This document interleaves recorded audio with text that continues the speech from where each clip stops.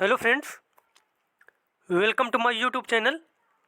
आज हम लोग सीटेट का ईवीएस का पेपर जो 28 दिसंबर 2022 को हुआ था उसको सॉल्व करेंगे। और आप लोग देखना इसमें कितने क्वेश्चन आपको आ रहे थे, आपकी तैयारी कैसी चल रही है। आप लोग कमेंट करके बताना 30 क्वेश्चन में से कितने क्वेश्चन आपको आ रहे थे। और अगर वीडियो अच्छा लगे तो चैनल को सब्सक्राइब करें, वीडियो को लाइक करें, कमेंट करें। चलिए देखते हैं यहाँ पर पहला क्वेश्चन दिया गया है। पहला क्वेश्चन यहाँ पर पूछा गया है, निम्नलिखित में से किसी अध्यापक का कौन सा कथन लिंग पूर्वाग्रह का प्रदर्शन करता है। विद्यार्थियों, तुम सभी ने अच्छा काम किया है। लड़कों, तुम हमेशा शोर मचाते हो। लड़कों और लड़कियों, चलो हम सब एक खेल खेलेंगे।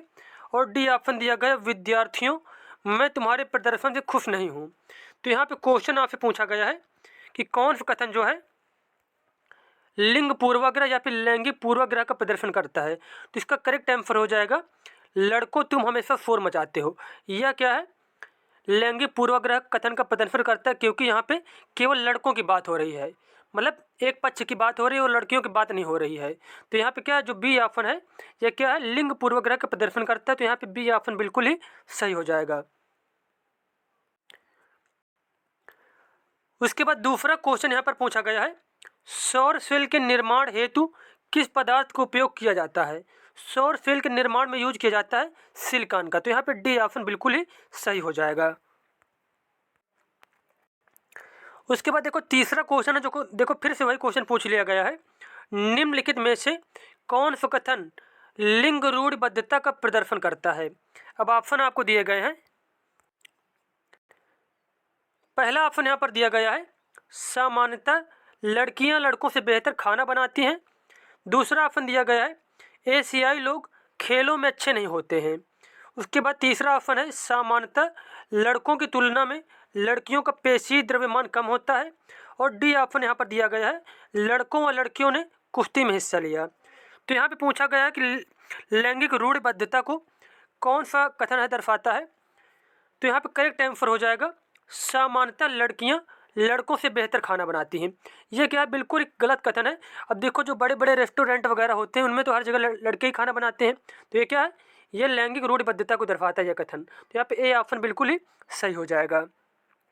जब भी मतलब किसी एक पक्ष की बात की जाएगी, जैसे कि लड़के और लड़की, जैसे कि दो जेंडर होते हैं, अगर किसी एक विशेष जेंडर की बात की जाएगी, एक विशेष जेंडर की पक्ष मतलब लिया जाएगा बात करते वक्त, तो वो क्या है, वो हमेशा लैंगिक रूढ़िबद्धता होता है। जैसे कि क्रिकेट मैच है, क्या लड़के अच्छा खेल सकते हैं, या फिर मैथ में लड़के अच्छे होते हैं हमेशा, लड़कियां कमज़ोर होती हैं। तो ये सारी बातें क्या होती हैं, लैंगिक रूढ़िबद्धता के अंतर्गत आती हैं। तो यहाँ पे पहला ऑप्शन बिल्कुल ही करेक्ट हो जाएगा। देखते हैं अगला क्वेश्चन। उसके बाद चौथा क्वेश्चन यहाँ पर दिया गया है, नर चिड़िया बहुत सारे सुंदर बुनावट वाले घोंसले बनाता है और मादा चिड़िया इनमें से सबसे बढ़िया घोंसला अपने अंडे देने के लिए चुनती है। यह कौन सी चिड़िया है। इसमें क्या होता है, जो मेल बर्ड होती है वो क्या करती है, मतलब वो क्या करती है, वो चिड़िया मतलब घोंसला बनाते हैं जो मेल वाले होते हैं, और जो फीमेल वाली होती है वो क्या करती है, चुनती है उन घोंसला को कौन सा घोंसला अच्छा है, वहीं पे वो अपना अंडा देती हैं। तो बताया गया है कि कौन सी चिड़िया ऐसा करती हैं। तो इसका करेक्ट आंसर हो जाएगा यहाँ पे, ये करती है वीवर बर्ड। कौन सी बर्ड, वीवर बर्ड, जिसको जुलाहा चिड़िया भी बोलते हैं। तो यहाँ पे ए ऑप्शन बिल्कुल ही सही हो जाएगा। अब देखो यहाँ पे कुछ इंपॉर्टेंट पॉइंट बताए गए हैं, जैसे कि फाख्ता जो होता है यह नागफनी के पौधों के कांटों के बीच अपना घोंसला बनाती है। दर्जन चिड़िया क्या करती है, यह अपनी लंबी पतली चोंच से एक पत्ती या कई पत्तियों में छेदों की एक श्रृंखला बनाती है। और शंकर खोरा क्या करता है, यह छोटे पेड़ों और झाड़ियों के बीच अपना घोंसला बनाते हैं। तो इन चिड़ियों के बारे में भी आपको ये जो पॉइंट दिए गए ये याद रखने हैं। नेक्स्ट क्वेश्चन यहाँ पर पूछा गया है, निम्नलिखित में से कौन से कीट समूह में रहते हैं और उन सभी की विशिष्ट भूमिकाएं बटी हुई हैं। तो यहाँ पे बताना कौन से जो कीट हैं समूह में रहते हैं। ऑप्शन ए दिया गया मधुमक्खी, चींटियाँ और मकड़ी। और बी ऑप्शन दिया गया है ततैया, दीमक, चींटी। और सी ऑप्शन है चींटियाँ, मच्छर और मकड़ी। और डी ऑप्शन दिया गया है मधुमक्खी, घर में पाई जाने वाली मक्खी और दीमक। तो यहाँ पे करेक्ट आंसर हो जाएगा कि जो क्या है समूह में कीट रहते हैं वो है ततैया और दीमक और चींटियाँ। तो यहाँ पे बी ऑप्शन बिल्कुल ही करेक्ट हो जाएगा। अब देखो यहाँ पे नेक्स्ट क्वेश्चन है फूलों के बारे में। फूलों के बारे में अगला क्वेश्चन पूछा गया आपसे, फूलों की पहचान कीजिए। ऑप्शन ए दिया गया है जो केवल रात में ही खिलता है। बी ऑप्शन दिया गया है औषधि बनाने के काम में लाया जाता है। और सी ऑप्शन है रगाई के काम में लाया जाता है। और डी ऑप्शन दिया गया है पूरे वर्ष भर खिलता है। तो यहाँ पे जो क्वेश्चन पूछा गया है उस क्वेश्चन के अनुसार हमारा बी ऑप्शन बिल्कुल ही करेक्ट हो जाएगा। पहला ऑप्शन था, जिसे इसमें से देखो पहला है रात की रानी, ये क्या रात में खिलता है फूल, जो रात की रानी है रात में खिलता है। गुड़हल जो है औषधि के रूप में यूज होता है। और गेंदा जो है गेंदा का यूज किया जाता है रंगाई के रूप में। और जो गुलाब होता है ये पूरे वर्ष भर खिलता है। तो यहाँ पर जो कथन बताए गए हैं, देखो यहाँ पर जो कथन है जैसे कि केवल रात में ही खिलता है, पहला ऑप्शन केवल रात में खिलता है, तो इसका आंसर हो जाएगा रात रानी, रात रानी हो जाएगा। उसके बाद बी ऑप्शन जो दिया गया है औषधि बनाने में काम में लाया जाता है, तो इसका आंसर हो जाएगा गुड़हल जो है ये औषधि बनाने में काम में लाया जाता है। और उसके बाद सी ऑप्शन दिया गया कि रंगाई के काम में लाया जाता है, तो ये हो जाएगा गेंदा रंगाई के काम में यूज होता है। अगला है डी नंबर जो पूरे वर्ष भर खिलता है, तो इसका आंसर हो जाएगा गुलाब, इसका आंसर क्या हो जाएगा गुलाब हो जाएगा। तो यहाँ पे हमारा इस क्वेश्चन के अनुसार यहाँ पे बी ऑप्शन बिल्कुल करेक्ट हो जाएगा, रात की रानी, गुड़हल, गेंदा और गुलाब, बी ऑप्शन बिल्कुल इसमें से सही हो जाएगा। उसके बाद अगला क्वेश्चन पूछा गया है मधुमक्खियों के छत्ते में मधुमक्खियों के बारे में निम्नलिखित में से कौन सा कथन सही नहीं है। ऑप्शन ए दिया गया है केवल रानी मक्खी अंडे देती है, बिल्कुल करेक्ट ऑप्शन है। श्रमिक मक्खी या फिर काम करने वाली नर मक्खी होती हैं, छत्ते में कुछ ही नर मक्खियाँ होती हैं। और डी ऑप्शन दिया गया छत्ते में केवल एक ही रानी मक्खी होती है। तो यहाँ आप देखो मक्खियों के बारे में कौन कौन से कथन सही हैं। ए ऑप्शन बिल्कुल ही करेक्ट दिया गया है, केवल रानी मक्खी अंडे देती है। उसके बाद सी ऑप्शन जो दिया गया है छत्ते में कुछ ही नर मक्खियाँ होती हैं, ये भी बिल्कुल है सही बिल्कुल। और डी ऑप्शन जो दिया गया है छत्ते में केवल एक ही रानी मक्खी होती है, ये भी क्या बिल्कुल सही है। जबकि बी ऑप्शन बिल्कुल गलत दिया गया है कि श्रमिक मक्खी काम करने वाली नर मक्खी होती है। तो क्या सभी मक्खियाँ काम करने वाली होती हैं, ये बी ऑप्शन बिल्कुल ही गलत हो जाएगा यहाँ पे। अब यहाँ पे देखो नेक्स्ट क्वेश्चन पूछा गया है 8 नंबर क्वेश्चन, निम्नलिखित में कौन सा समूह फल का है। अब यहाँ पे फलों का समूह बताना है, जो जो ऑप्शन दिए गए हैं चारों इन सभी में एक एक फल है। तो ये क्वेश्चन का क्या है, सीटेड में जब सीबीएसई ने सभी को एक एक नंबर एक्स्ट्रा दिया था, जैसे कि पहले ऑप्शन में आम फल हो जाएगा, दूसरे में केला जैसे फल हो जाएगा, फिर ये फल हो जाएगा, फिर ये फल हो जाएगा। तो ये क्या है, ये सारे फल सभी में मतलब एक एक फल दिए गए हैं, तो इसमें से कोई भी ऑप्शन करेक्ट नहीं है। उसके बाद 9 नंबर क्वेश्चन यहाँ पर पूछा गया है भारत के अनेक इलाकों में पाई गई बावड़ियों के संबंध में कौन सा कथन सही नहीं है। ऑप्शन ए दिया गया है ये जल संरक्षण की पारस्परिक व्यवस्था है। बी ऑप्शन दिया गया है बावड़ियों का जल पीने के लिए उपयोग में नहीं लाया जा सकता है। तो यहाँ जो क्वेश्चन यहाँ में पूछा गया 9 नंबर में कथन सही नहीं है, तो यहाँ पे बी ऑप्शन ही बिल्कुल गलत दिया गया यहाँ पे कि बावड़ियों का जल पीने के लिए उपयोग में नहीं लाया जा सकता है, ये क्या बिल्कुल ही गलत दिया गया है। तो यही वाला हमारा ऑप्शन सही हो जाएगा। उसके बाद ये जल संरक्षण की पारस्परिक व्यवस्था ये बिल्कुल करेक्ट दिया गया है। उसके बाद सी ऑप्शन यहाँ पर दिया गया है ये वर्षा जल संग्रहण और पुनः आवेशन के सिद्धांत पर आधारित है, ये भी बिल्कुल सही है। और डी ऑप्शन दिया गया है इनका उपयोग सामुदायिक संसाधन के रूप में किया जाता है, तो ये भी कथन बिल्कुल सही दिया गया है बावड़ियों के बारे में। उसके बाद यहाँ पे देखो 10 नंबर क्वेश्चन पूछा गया है एक रेलगाड़ी अहमदाबाद से त्रिवेंद्रम की ओर जाते हुए कई सुरंगों से गुजरती है, ये सुरंगें किन पहाड़ियों में हैं। पूर्वी घाट, पश्चिमी घाट, हिमालय, अरावली। तो इसका करेक्ट आंसर हो जाएगा ये सुरंगें पड़ेंगी पश्चिमी घाट में। कहाँ पे, पश्चिमी घाट में। अगला क्वेश्चन आपसे पूछा गया है निम्नलिखित में से कौन सा कथन हाथियों के बारे में सही है। हाथियों के झुंड में केवल मादा हाथी और बच्चे हाथी होते हैं। और उसके बाद तर्क यहाँ पर दिया गया है नर हाथी चारों ओर अकेले ही घूमते हैं। अब यहाँ पे बताया ऑप्शन दिया गया है ए और आर दोनों सही हैं और आर ए की सही व्याख्या है। उसके बाद बी ऑप्शन दिया गया है ए और आर दोनों सही हैं लेकिन आर ए की सही व्याख्या नहीं है। तो यहाँ पर जो बी ऑप्शन दिया गया है यही करेक्ट हो जाएगा। ए और आर दोनों सही हैं, लेकिन आर ए की सही व्याख्या नहीं है। अब देखो, नर हाथी चारों ओर अकेले घूमते, बिल्कुल सही दिया गया है। और ये जो पहला ऑप्शन दिया गया था, हाथियों के झुंड में केवल मादा हाथी और बच्चे हाथी होते हैं, क्योंकि जब क्या होता है, जब नर हाथी जो बड़ा हाथी होता है वो तो अकेले घूमता है, तो फिर मादा हाथी और बच्चे ही बचेंगे केवल। अगला क्वेश्चन यहाँ पर पूछा गया है, नीचे कक्षा 5 के 4 बच्चों के खून की जांच रिपोर्ट में उनके हीमोग्लोबिन स्तर के बारे में बताया गया है। जैसे कि अमन का हीमोग्लोबिन स्तर 8 है, उसके बाद राधिका का है 10, और उसके बाद सुरजीत का 14, और मारिया का है 6। तो यहाँ पे पूछा गया, इनमें से किन बच्चों में रक्त अल्पता एनीमिया है।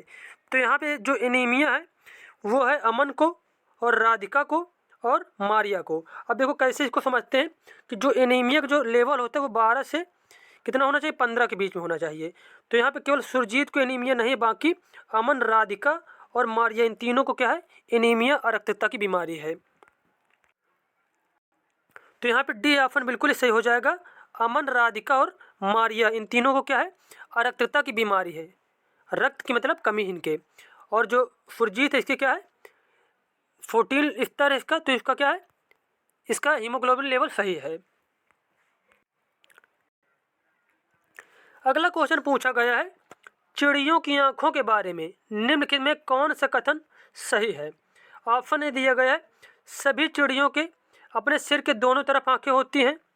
उसके बाद बी ऑप्शन यहाँ पर दिया गया है, चिड़िया दो भिन्न भिन्न वस्तुओं पर एक ही समय पर दृष्टि केंद्रित नहीं कर पाती हैं। अब देखो यहाँ पे क्या है, ये यशवंत, दोनों ऑप्शन बिल्कुल गलत दिए गए। सभी चिड़ियों के अपने सिर के दोनों तरफ आंखें होती हैं, बिल्कुल गलत है। जैसे कि देखो, उल्लू जो होता है, उल्लू की आंखें क्या होती है, दोनों सामने होती हैं उल्लू की आंखें, तो ये ऑप्शन तो गलत हो गया। उसके बाद F2 ऑप्शन जो दिया गया है, चिड़िया दो भिन्न भिन्न वस्तुओं पर एक ही समय पर दृष्टि केंद्रित नहीं कर पाती, तो ये भी क्या बिल्कुल ही गलत दिया गया है, क्योंकि चिड़ियों की क्या होती है, दोनों तरफ आंखें होती हैं, तो वो भिन्न भिन्न वस्तुओं पर एक ही समय पर दृष्टि केंद्रित कर लेती हैं। तो F1 और F2 दोनों कथन यहाँ पर गलत दिए गए हैं। तो इस क्वेश्चन के अनुसार हमारा यहाँ पे जो डी ऑप्शन है बिल्कुल सही हो जाएगा कि S1 और S2 दोनों ही गलत हैं। नेक्स्ट क्वेश्चन यहाँ पर पूछा गया है, बाघों टाइगर्स की निम्नलिखित में से कौन सी विशिष्टताएं उन्हें अंधेरे में आगे बढ़ने और अपना शिकार खोजने में मदद नहीं करती हैं। ऑप्शन ए दिया गया है, संवेदनशील गलमुच्छें। उसके बाद बी ऑप्शन दिया गया, विभिन्न दिशाओं में कानों की गति। और सी ऑप्शन दिया गया, जोर की गर्जना। और डी ऑप्शन दिया गया, सुनने का तीव्र आभास। अब यहाँ पे क्वेश्चन क्या पूछा गया है, कौन सी चीज़ है जो मदद नहीं करती है, तो इसका आंसर हो जाएगा जोर की गर्जना। जोर की गर्जना शिकार करने में क्यों मदद कर रही है, अगर जोर से बाघ क्या करेगा, गरजेगा, तो क्या होगा, जितने भी मतलब जीव जंतु होंगे वो तो भाग ही जाएंगे। तो यहाँ पे सी ऑप्शन बिल्कुल ही गलत दिया गया है। जबकि संवेदनशील गलमुच्छें और विभिन्न दिशाओं में कानों की गति और डी ऑप्शन जो दिया गया सुनने का तीव्र आभास, ये तीनों शिकार करने में मदद करती हैं। एक बाघ को ये तीनों चीज़ें शिकार करने में मदद करती हैं। उसके बाद देखते अगला क्वेश्चन। अगला क्वेश्चन पूछा गया है, देखो यहाँ पे राष्ट्रीय पार्क दिया गया है, इधर दिया गया भारत के राज्य, मतलब कौन सा राष्ट्रीय पार्क किस राज्य में। जैसे कि जिम कॉर्बेट उत्तराखंड में है, काजीरंगा असम में है, और रणथंभौर कहाँ पे, राजस्थान में है, और गिर कहाँ पे है, यह गुजरात में है। तो इस क्वेश्चन के अनुसार हमारा करेक्ट आंसर हो जाएगा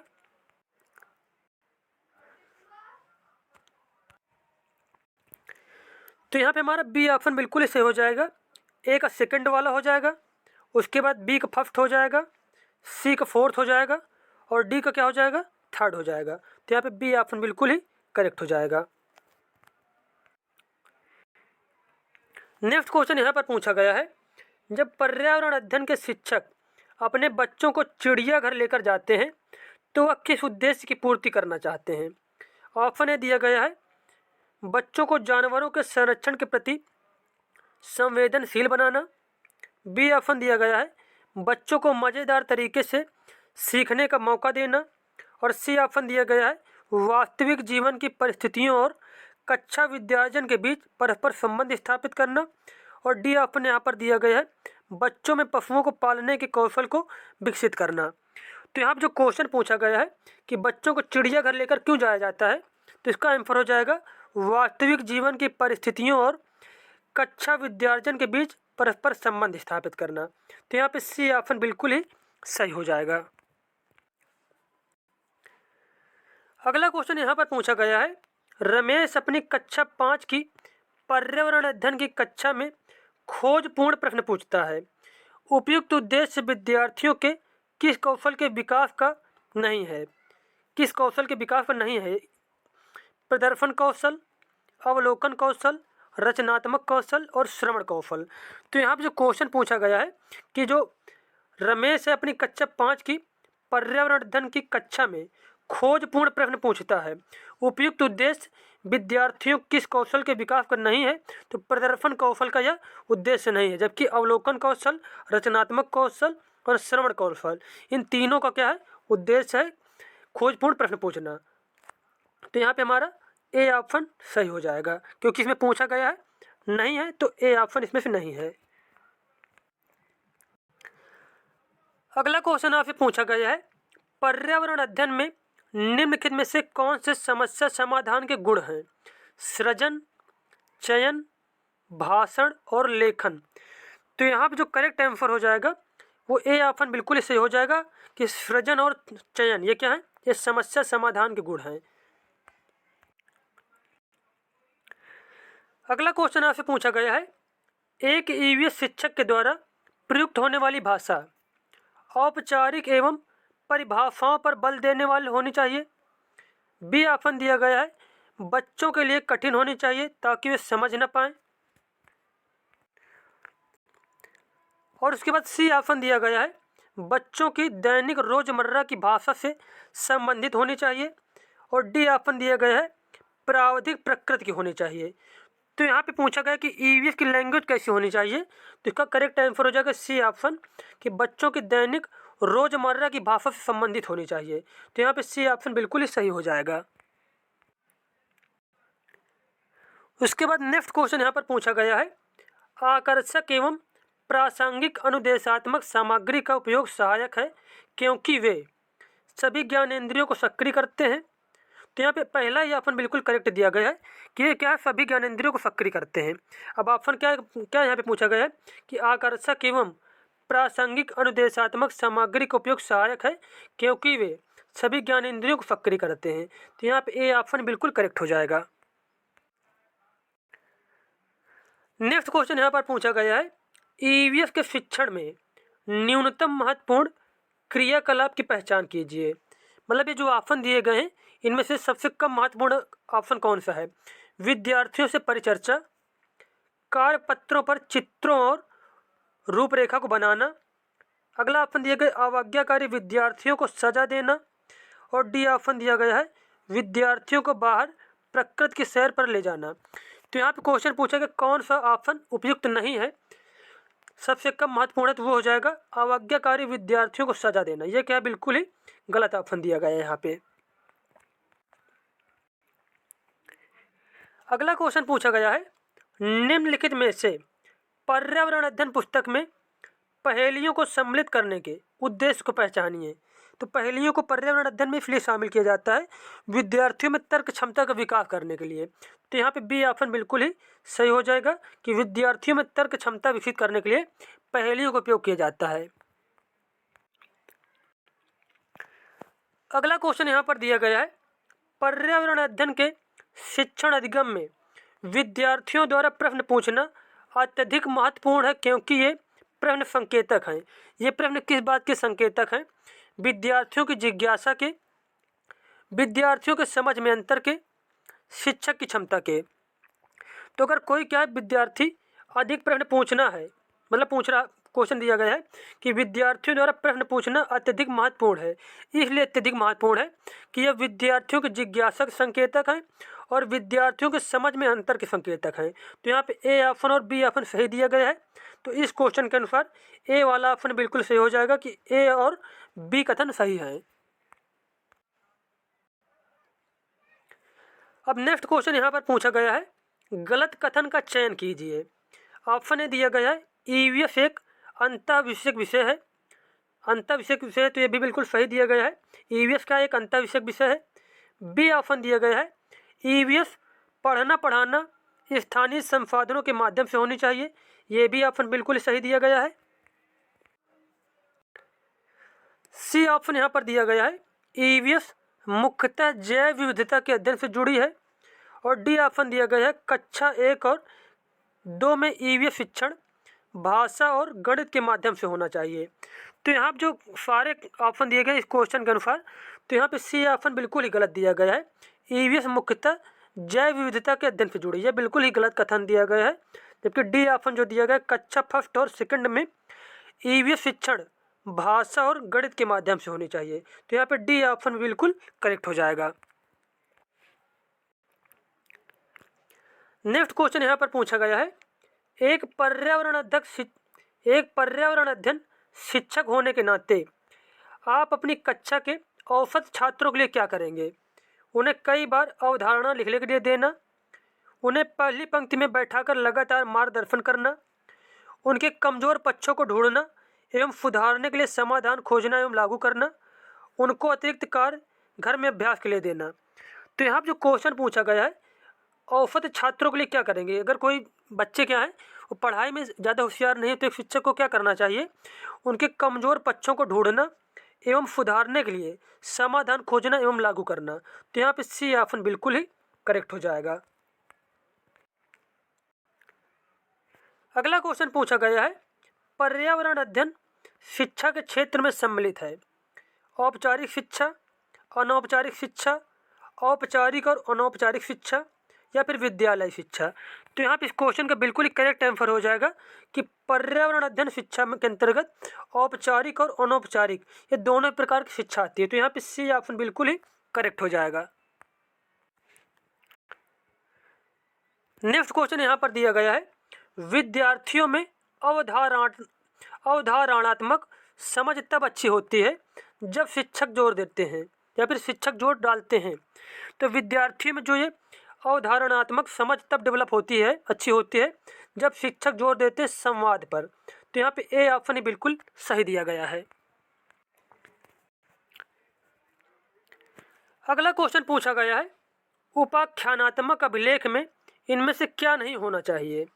समस्याओं पर केंद्रित होना, निर्णायक होना, बच्चों की ताकत और कमजोरियों को पहचानना, बच्चों की रुचि और जिज्ञासा को पहचानना। तो यहाँ जो क्वेश्चन पूछा गया है उपाख्यानात्मक अभिलेख में क्या नहीं होना चाहिए? तो समस्याओं पर केंद्रित नहीं होना चाहिए और ना ही निर्णायक होना चाहिए। तो ए और बी ऑप्शन यहाँ पे बिल्कुल ही गलत दिए गए हैं। तो इस क्वेश्चन के अनुसार पूछा गया इसमें नहीं होना चाहिए, तो यहाँ पे पहला ही ऑप्शन बिल्कुल करेक्ट हो जाएगा। ए और बी वाले ऑप्शन जो दिए गए ये नहीं होने चाहिए। नेक्स्ट क्वेश्चन यहाँ पर पूछा गया है एक ईवीएस की कक्षा में एक शिक्षक चर्चा करता है कि घर की मक्खियाँ बीमारियाँ फैलाती हैं। चर्चा के लिए सबसे उपयुक्त सीखने का संसाधन होगा अखबार, फ्लैश कार्ड, स्लोगन्स या फिर पोस्टर।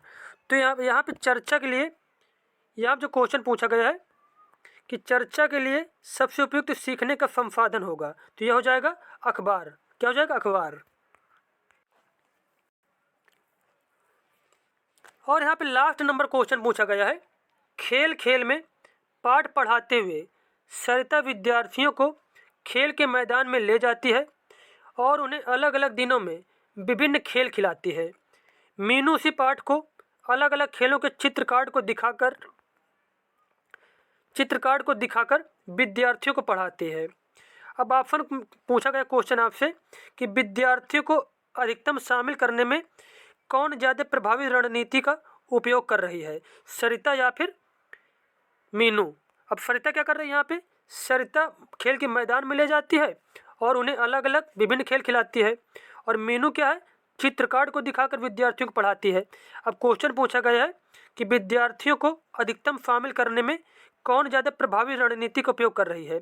तो वो है सरिता। सरिता क्या कर रही है? सरिता प्रभावी रणनीति का उपयोग कर रही है यहाँ पे, क्योंकि खेल के माध्यम से क्या है बच्चे जल्दी कोई चीज़ों को सीखेंगे। तो यहाँ पे इस क्वेश्चन के अनुसार इसका आंसर हो जाएगा सरिता। यहाँ पे बिल्कुल ही सही हो जाएगा।